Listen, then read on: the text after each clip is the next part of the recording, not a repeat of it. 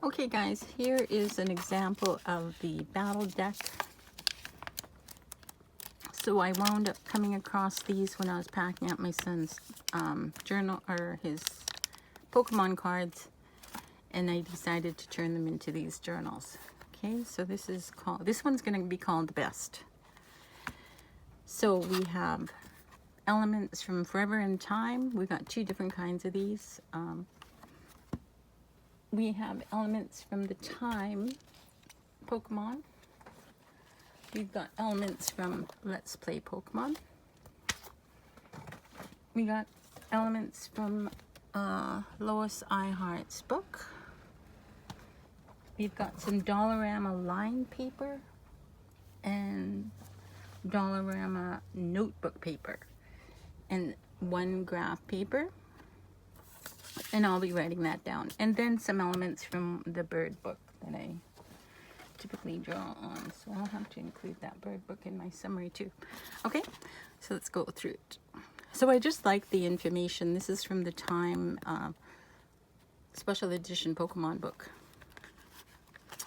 And so is this information. I had to keep that in there because they did an awesome interview of the person, the creators of Pokemon. So these are really tight so that they'll hold your cards. Here's the battle deck. And let's see, we got some line paper. I did some magazine cutouts just for the background. Although I understand for my sons, they're in certain environments. So sometimes I got the environment that I put them in wrong.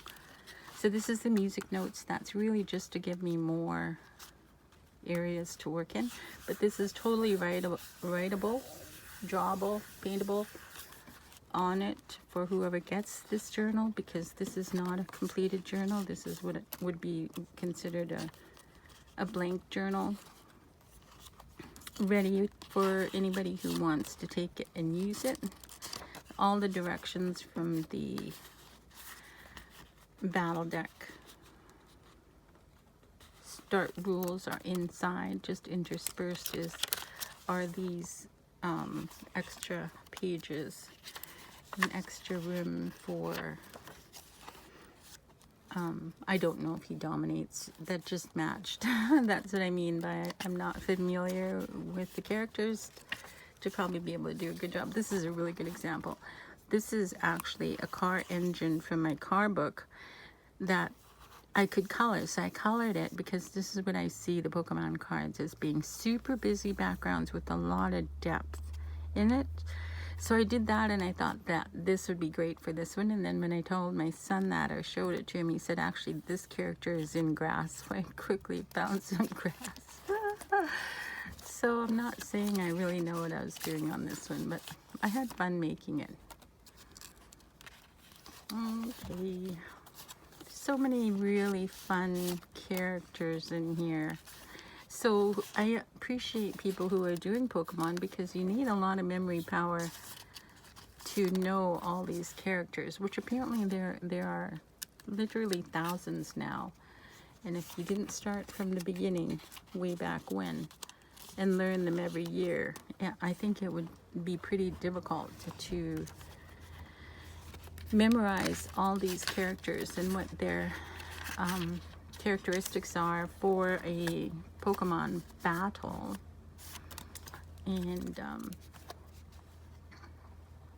I just wanted to make a little journal, so some of your favorite cards can go in here, or maybe some of your tradable cards, or little notes about what you would like to get, what you would need to get, or say you had a battle and you just wanted to make some notes about the wins and losses. Maybe a little shopping list for the card trading